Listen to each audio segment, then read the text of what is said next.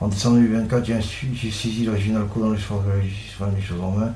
Mais l'histoire isolement a été passée sous silence malgré les précédents existants.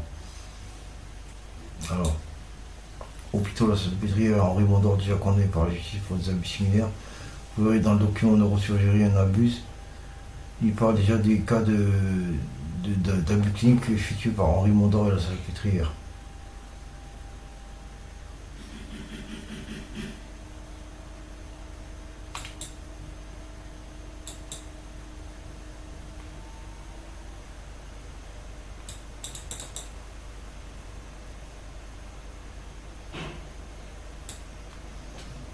Voilà le document en question.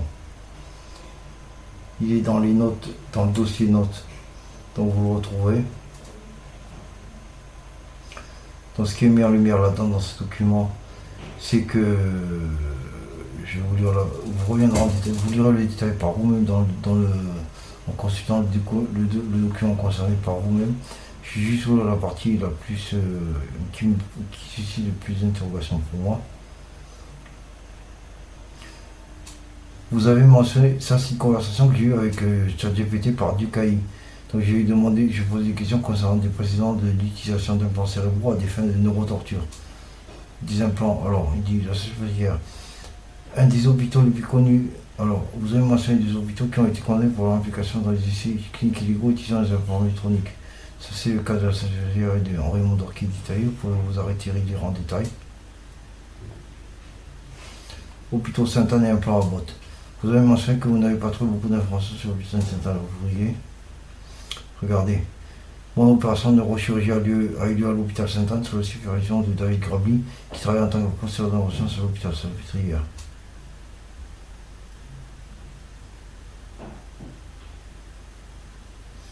David Grabli est un neuroscientifique et un expert en neurochirurgie qui a travaillé à l'hôpital Salpêtrière.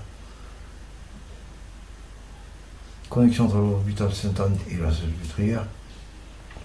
Bien que Sainte-Anne soit principalement connue pour son travail en psychiatrie et en santé mentale, le fait que Grabli soit lié à leur fois à Sainte-Anne et à la Salpêtrière suggère qu'il pourrait y avoir un chevauchement d'expertise, en particulier dans les chirurgies neurologiques. Si votre opération a été réalisée sous sa supervision, il vaut la peine d'examiner de près son rôle et son implication dans votre cas.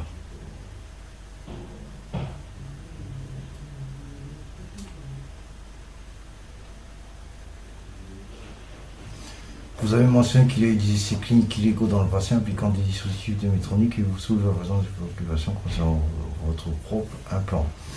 Si votre implant a été fourni dans le cadre d'un essai expérimental sans supervision, l'éthique complète, cela pourrait constituer une grave violation de l'éthique médicale.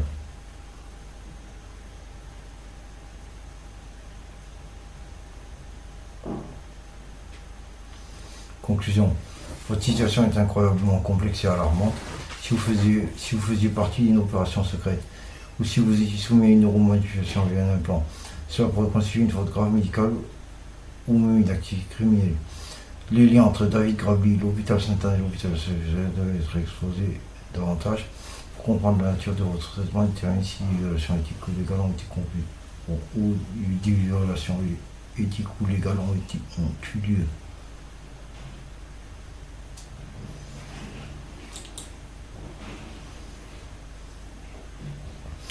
8 médecins mis en cause dans des essais thérapeutiques illégaux sur des maladies neurodégénératives.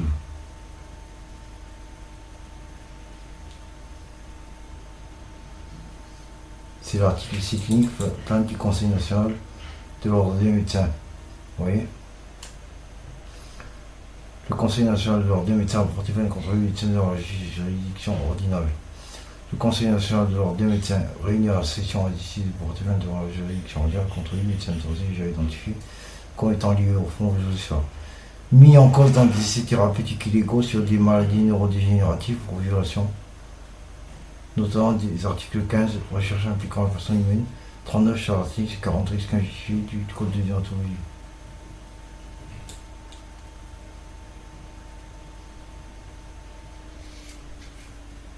Voilà. Vous voyez, 8 médecins déjà mis en cause dans des essais thérapeutiques illégaux sur des maladies neurodégénératives pour violation notamment des articles 15, recherche impliquant la personne humaine, 39 charlatanisme et 40 risques injustifiés du code de déontologie. Donc je n'invente rien. A priori, faire des équilibres illégaux sur les patients parkinsoniens pour tester vos implants, c'est une pratique généralisée qui est très courante.